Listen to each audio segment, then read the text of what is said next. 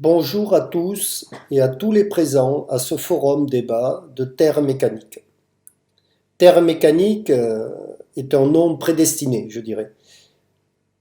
Pourquoi? Parce que aujourd'hui, il s'agit bel et bien de sortir de ce monde artificiel, de ce monde mécanique dans lequel nous vivons et de rentrer dans un autre monde, un monde de la biologie. Alors la première réflexion qui se pose sur ce qui se passe, c'est s'il existe des modèles qui nous permettront de relever le défi du changement climatique et de la biodiversité. Eh bien, premier constat, déjà, il n'y aura pas des modèles. Il n'y en aura qu'un seul, parce qu'il n'y en a qu'un seul qui marche et qui fonctionne. Et ça, c'est la grande innovation de ce qui nous attend. À écouter les débats médiatiques, scientifiques, il y a comme un bug. C'est un tout petit peu comme si personne ne comprenait rien à la situation actuelle. Alors c'est la peur d'un monde fini, la peur de manquer de ressources, la peur de ne pas avoir assez d'énergie, pas assez d'eau, pas assez d'alimentation, c'est la peur de l'extinction de la biodiversité. Mais surtout, tout ça, c'est une peur qui vient d'un regard qui est complètement faux, un regard sur le monde qui ne nous montre pas la réalité. Alors l'exemple à la mode, c'est la collapsologie. Je regarde des étoiles, je vois un globe fini, et dans ce globe fini, eh ben, il n'y a pas, ou il n'y a plus la place pour la croissance infinie. C'est-à-dire, notre société, à force de produire et d'utiliser des ressources, ben, on est à peu près sûr qu'il va en manquer. Et la projection, c'est 9 milliards d'habitants sur la Terre, au moins, peut-être 10, qui veulent tous vivre de notre modèle européen, ou on va dire occidental. On pourrait vraiment manquer de ressources dans notre système de société. Et alors, quand je suis astrophysicien, je vois la Lune, voilà, je vois Mars, et puis je vois la Terre, et je vois toujours ce monde fini en permanence, et je constate la finitude du monde.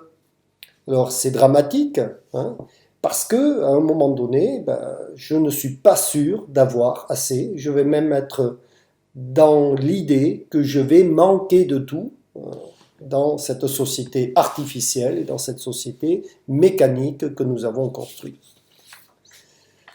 Alors, pour répondre à cette impasse, qu'est-ce qu'on nous a proposé? Ben, fatalement, face à la croissance infinie, dans un monde fini, on nous a proposé la décroissance. Et la décroissance, c'est qu'on va continuer à utiliser des ressources, mais les partager, et puis ça ne va pas vraiment remettre en cause notre monde artificiel. Donc finalement, on va s'adapter aux limites de la planète et ça va se passer comment? Ben, un petit peu moins de transport, un petit peu moins de viande, allez, des maisons peut-être plus économes en énergie, un petit peu moins de bière, voilà. Et c'est un monde compliqué parce que ce qui est sûr, c'est qu'avec l'augmentation de la population qui s'annonce, il y a encore 2 milliards d'êtres humains à venir sur la Terre, eh bien, arrêter de produire de la nourriture, c'est peut-être pas la bonne idée, hein. Et puis tout d'un coup, on se pose des questions, mais est-ce qu'il y aura assez d'eau, assez de nourriture, voilà. À tel point que un des thèmes qui est véhiculé, c'est même faire décroître la population. C'est voilà, ça c'est un sujet qui est dans l'actualité. Alors, on connaît les travers de ces réflexions-là, ça s'appelle les génocides divers et variés, hein. Et on commence à se poser des questions et à comprendre que ni la croissance ni la décroissance ne fonctionneront. Et pourquoi ça ne fonctionnera pas? Parce que ce sont des modèles qui sont linéaires dans un globe fini et que si vous faites croissance et décroissance, en fait, vous êtes dans un monde barré, hein, c'est interdit d'avancer. Et ça, c'est quelque chose qui nous a sauté un petit peu à l'esprit. Et on se dit, mais existe-t-il un modèle qui peut fonctionner? Et effectivement, il existe un modèle qui fonctionne. Ouais. Ce modèle, il suffit d'arrêter de regarder les étoiles avec une lunette astronomique et puis de regarder à ses pieds. Et à ses pieds, ça devient un microscope et on voit autre chose, on voit de la biologie. Et là, c'est un miracle. Ce miracle, il nous montre que eh ben, le monde qui est durable, le monde qui est infini dans le globe fini, c'est un monde de la biologie où la pénurie n'existe pas. Tous les besoins sont créés à partir de rien. C'est complètement extraordinaire. Et donc ça nous a donné un regard nouveau sur notre planète, et nous savons désormais que, eh bien, il peut se construire un mot d'ordre que tout le monde doit pouvoir récupérer. Sauvons la planète avec les plantes. Alors comment fonctionne ce modèle de durabilité complètement extraordinaire qui nous entoure? Eh bien, il fonctionne à partir d'une courbe, voilà, qui a été identifiée par le GIEC, mais que personne ne comprend encore une fois, parce qu'on dit, oh là là, il y a du CO2 dans l'air, c'est une catastrophe, etc. Non, cette courbe-là, qui remonte à 500 millions d'années, elle nous montre comment les plantes se sont développées sur la Terre, ce qu'elles y ont fait, ce qu'elles y ont réussi, et finalement, ce que nous, humains, devons copier, comprendre et réussir à nouveau. Alors, on démarre il y a 500 millions d'années, et puis le milieu est très riche en CO2, donc 66 fois plus qu'aujourd'hui. Et puis finalement, le pH est très acide, donc les plantes colonisent la Terre, elles sont nées dans l'acide, hein, dans un milieu très acide. Et quand elles vont commencer à croître, à se développer et à utiliser le CO2 pour faire de la biomasse, et bien cette biomasse en tombant par terre ne va pas se décomposer. Voilà. Et ben, on conserve la matière organique par la voie acide dans un bain de CO2, ça s'appelle un tas d'ensilage. Donc la matière organique va s'accumuler et on va assister à un enfouissement de cette matière organique qui va se transformer en pierre, c'est le carbonifère. Et au fur et à mesure que les plantes colonisent la Terre et se développent de plus en plus, eh bien, on a une croissance de la photosynthèse et on va assister à une décroissance du CO2. C'est-à-dire que la ressource se perd et les plantes sont en danger de mort. Beaucoup de photosynthèse, pas de ressources, pas de CO2. Est-ce qu'elles ont disparu? Absolument pas. Elles ont résolu le problème du manque de ressources, c'est-à-dire elles vont recycler le CO2 qui est devenu rare. Et donc, au bout de moins de 300 millions d'années, c'est-à-dire 200 millions d'années après le démarrage de leur conquête de l'espace fini qui est le globe, eh bien, elles vont être à 0,03 de CO2 dans l'air, c'est-à-dire il n'y a plus de ressources. Et là, elles vont inventer le recyclage du CO2, tout simplement. C'est-à-dire les plantes vont muter. Le milieu, comme il n'y a plus de CO2, il va monter en pH, donc pas d'acidité. La matière organique va pouvoir se biodégrader. Et à un moment donné, les plantes vont installer le cycle de durabilité qui leur permet de survivre dans un monde où la ressource n'existe plus puisqu'elle a été transformée en charbon. Alors même qu'il y ait dans la troisième phase de colonisation de la Terre par les plantes des petits couacs, c'est-à-dire des petits changements climatiques, on voit que les plantes, elles n'ont qu'une idée, c'est de revenir à un moment qui devait être leur âge d'or, il y a 300 millions d'années, c'est-à-dire où la quantité de CO2 n'est que de 0,03% dans l'atmosphère, c'est-à-dire ça va durer 100 millions d'années, c'est une période stable qui est probablement l'âge d'or des plantes. Et donc, on voit bien que les plantes, elles veulent retourner là, et donc elles nous ont inventé le développement durable, c'est-à-dire je produis de la biomasse et je produis toute la biodiversité sur la Terre avec zéro ressource. Cette biomasse, elle est utilisée, elle est consommée et elle est parfaitement recyclée.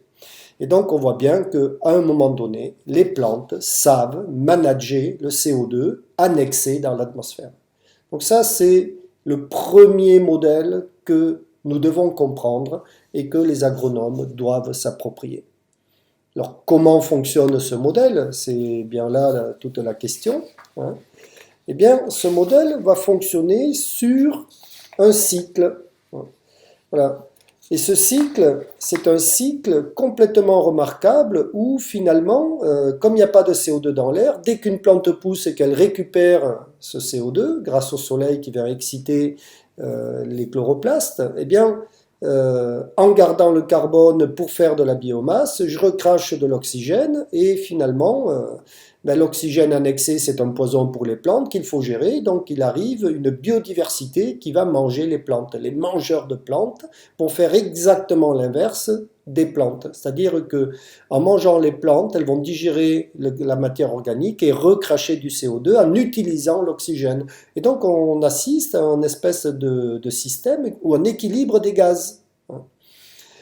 Et puis comme les plantes ont des déchets non digérés, des feuilles mortes, de la paille, du bois, des racines, et que les utilisateurs de plantes vont aussi avoir des déchets, notamment des excréments et des cadavres, eh bien tout ça, ça retombe sur le sol, qui est la troisième entité qui revient dans un cycle et qui recycle la totalité des déchets.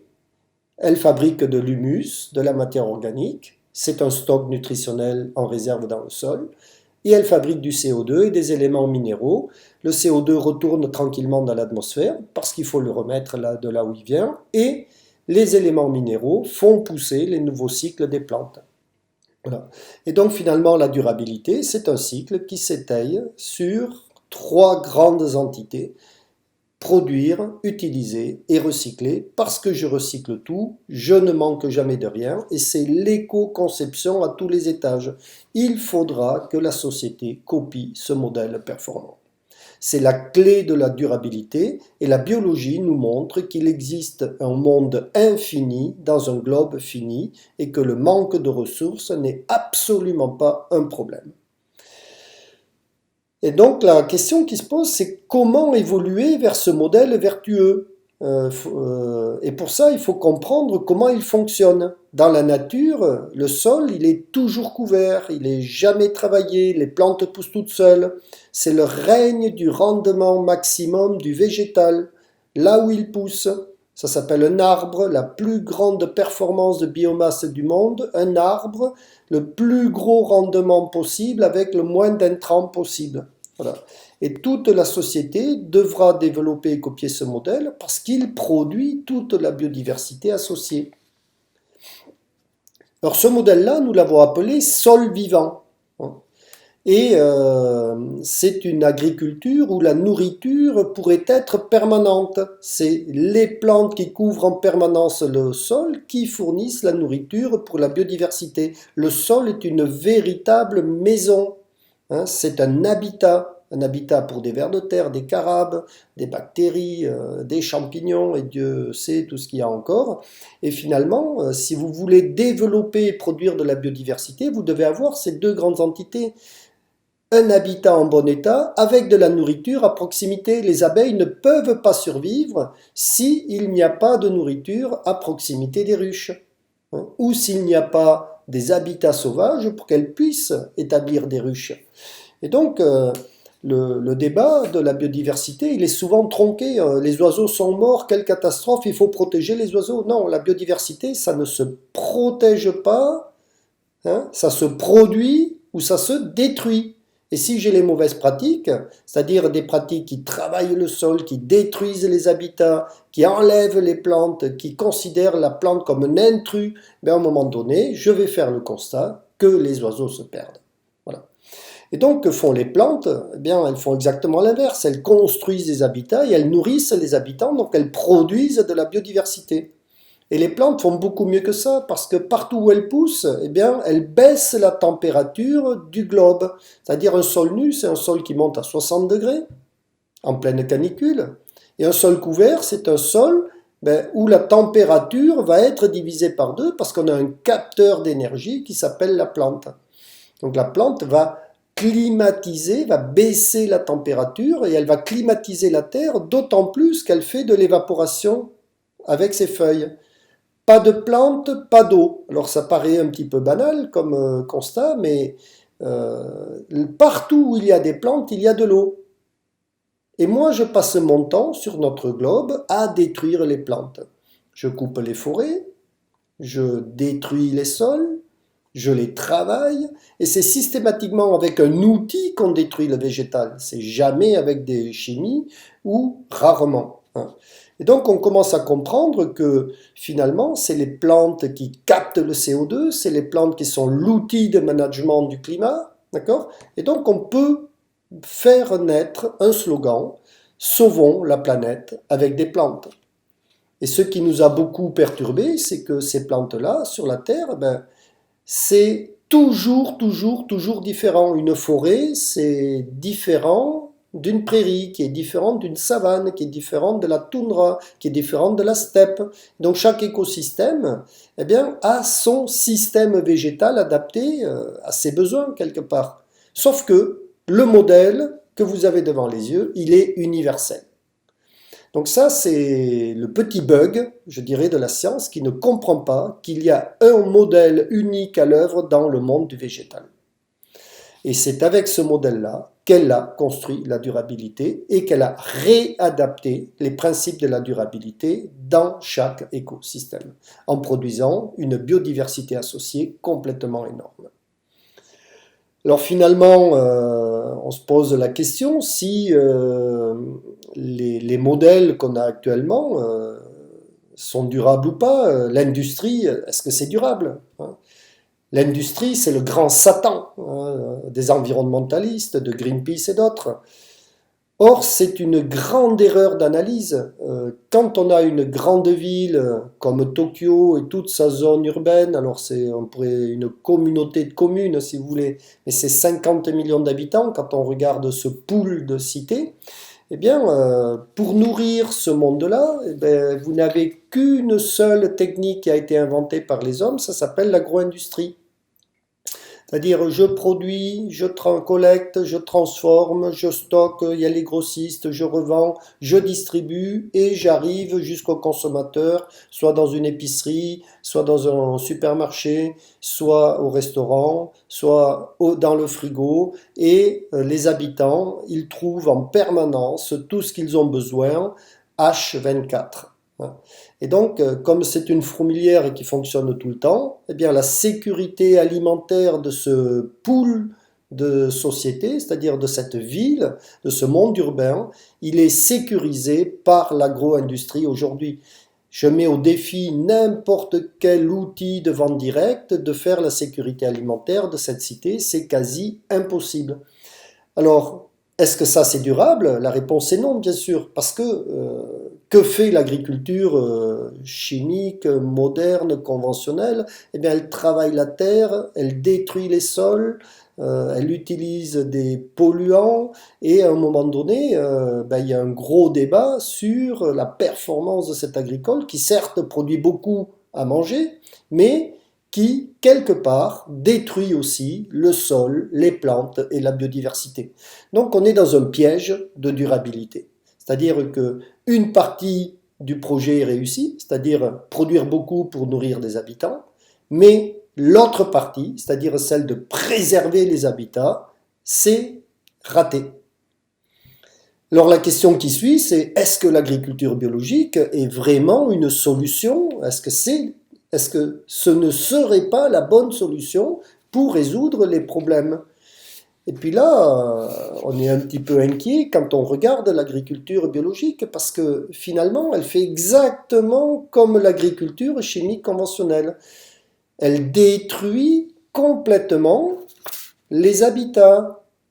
Elle va garder des sols nus. Voilà. Elle va avoir des gros problèmes de lutte contre les végétaux. Elle va les biner, elle va les étriller un maximum. Et donc là-dedans, quand on fait des photos, on se rend compte qu'entre agriculture conventionnelle, industrielle ou agriculture biologique, il n'y a pas de différence. Voilà. Et ça, médusé, on assiste à un bug à nouveau dans la société. C'est-à-dire que les termes même, les bases même de la durabilité ne sont pas respectées en agriculture biologique. En faisant des sols nus, en travaillant la terre, on détruit l'outil de recyclage qui est le sol vivant. On détruit les plantes. La plante est toujours un intrus. Et donc on commence à comprendre que tant que l'agriculture travaillera le sol, elle aura des problèmes de durabilité. On peut décrire notre agriculture biologique. Elle travaille le sol, les sols sont nus, elle lutte contre les plantes, Elle détruit les habitats, elle extermine les habitants, les vers de terre, il n'y en a plus, elle favorise l'érosion, elle favorise la pollution de l'eau. Alors effectivement, il y aura peut-être plus de glyphosate dans l'eau, mais tout le reste y sera quand même. Elle est à la mine de l'humus, comme la société est à la mine du carbone, hein. Et puis, en plus, elle a un gros défaut, elle ne produit pas grand-chose. Et quand elle utilise du compost, c'est-à-dire de la matière organique qui pourrait venir d'ailleurs et de la ville, elle est capable de me faire des parpaings de compost. C'est ce que montre la petite photo où le technicien tient une motte de terre dans sa main. Mais ça, c'est trop de compost, mal utilisé, mal mis, d'accord? Et on en a fait un véritable caillou. Donc ça, c'est absolument pas durable, hein, c'est zéro pointé pour cette agriculture biologique conventionnelle que l'on nous vend à longueur de journée dans tous les médias et dans toutes les télés. L'agriculture qui doit venir, c'est une agriculture qui sera de conservation des sols, à savoir conserver la fertilité organobiologique de nos sols. Je travaille ce modèle depuis au moins 20 ans en tant qu'agronome. Alors, qu'est-ce qui s'y passe? Eh bien, on travaille aussi bien pour les industriels que pour de l'agriculture paysanne, des AMAP et autre chose. Ça n'a pas d'importance. En fait, ça va être le même projet agricole pour tous. Des projets agricoles où on copie la nature pour faire de l'agriculture et où les sols vivants unités de recyclage doivent se remettre en bon état. Alors les entités dans lesquelles je travaille, eh ben, c'est l'Institut de l'agriculture durable qui a porté le projet de l'agroécologie et mis sur le devant de la scène. Donc ça, c'est une méthode mesurée pour progresser, d'accord? Voilà, on mesure les résultats des pratiques agricoles pour savoir lesquelles sont en faveur du modèle de protéger ou de copier la nature pour faire de l'agriculture. Et une fois qu'on a finalement des outils de mesure, des pratiques agricoles, on peut construire un projet qui s'appelle la vache heureuse. Fini le soja, vive l'autonomie avec les herbages, etc. et les fourrages verts. On peut aller très loin dans la production végétale et dans la durabilité sur des fermes d'élevage. C'est une vache heureuse, réellement. Et donc, on peut faire énormément de choses avec le végétal. On va copier à nouveau le fonctionnement de la nature et on va mettre la vache à sa bonne place. La belle vigne, ben c'est pareil, il s'agit de couvrir les sols et de les avoir vivants, auto-fertiles, pour finalement faire des choses avec les vignerons.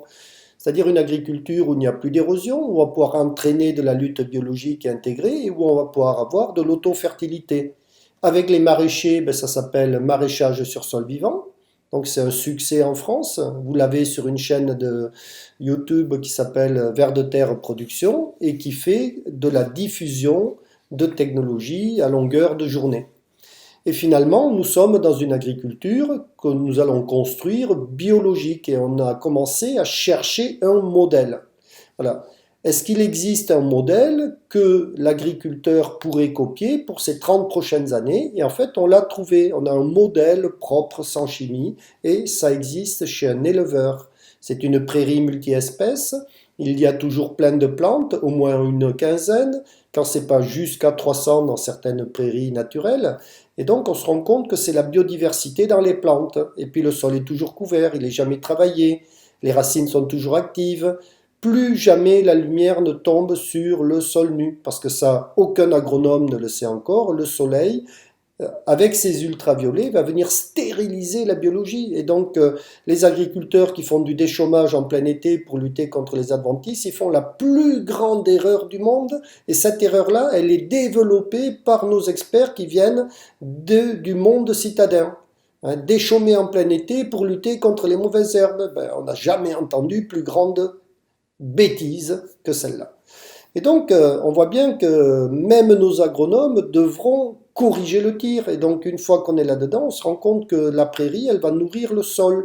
60% de son rendement total revient à la biodiversité. Il y a 3 tonnes de vers de terre, hein, qui vont produire de la porosité. La moitié d'un volume de sol d'une motte de terre, c'est du vide qui stocke de l'air et de l'eau. Il y a un secret dans cette atmosphère du sol qui n'est pas riche en oxygène mais riche en CO2. On pense que les plantes récupèrent directement le CO2 du sol, c'est pour ça qu'elles poussent mieux. Et à un moment donné, on se rend compte qu'il y a aussi énormément de légumineuses qui sont un moteur azote, hein, pour alimenter le carbone des racines. Et donc à un moment donné, il va y avoir des très très très grosses difficultés pour mettre en route la productivité de nos systèmes. Et donc demain, il faudra, sur ce standard identifié, il faudra produire du maïs, du blé, de l'orge, etc. Il faudra s'affranchir petit à petit des intrants problématiques, mais ça ne veut pas dire qu'on va tout jeter à la poubelle. En fait, on va les utiliser avec parcimonie, parce que quand vous êtes dans un tas de sable, vous avez besoin de l'azote pour produire du carbone. Vous avez besoin d'eau pour produire du carbone. Et donc, il va falloir un schéma directeur d'irrigation. Voilà. Alors, c'est des gros mots, hein. Aujourd'hui, il est de bon ton de critiquer l'irrigation, alors qu'elle sera nécessaire partout, vu l'état de délabrement généralisé de nos sols. Alors, qu'est-ce qu'on fait avec tout ça? C'est pas très compliqué. Voilà, en 2006 déjà, je commençais à faire les premiers prototypes de désherbage biologique, parce que ça, c'est intéressant. Quand on fait ça, on n'a quasiment plus besoin d'insecticides ni de fongicides. Donc voilà, on s'entraîne avec les paysans. Un couvert végétal qui doit étouffer tout le monde, qui doit pousser en plein été. Alors c'est pour ça qu'on aura besoin d'eau demain, puisque maintenant la canicule est là et les sécheresses sont récurrentes. Et donc finalement, quand ce couvert végétal pousse, il nourrit aussi de la biodiversité. Il y a des fleurs pour les abeilles et tous les insectes pollinisateurs. Et je peux semer directement, sans aucune chimie là-dedans. Le champ est semé, les plantes finissent de mourir, le carbone couvre et alimente la terre, voilà. Et puis finalement, le blé, petit à petit dans l'automne, va pousser à travers, hein, et va donner naissance à une nouvelle récolte. Donc ça, c'est 2006, et on a commencé à faire ça pour du maïs, pour du blé, pour d'autres cultures, en se demandant comment on allait maîtriser toutes nos plantes, entre guillemets, indésirables, qu'on ne pouvait pas tolérer dans nos récoltes. Donc finalement, ces solutions-là fonctionnent plus ou moins bien. On les a adaptées à la vigne. Et là, vous voyez, on est en Champagne le 26 mai. Voilà à quoi devraient ressembler nos vignobles français. Un sol toujours couvert, je ne dois pas voir la vigne. Le collègue, là, il me dit que la plante doit encore remonter un petit peu. Il le montre de son bras. Et puis, le 27 mai, quand le couvert est vraiment haut, je commence à le coucher, hein.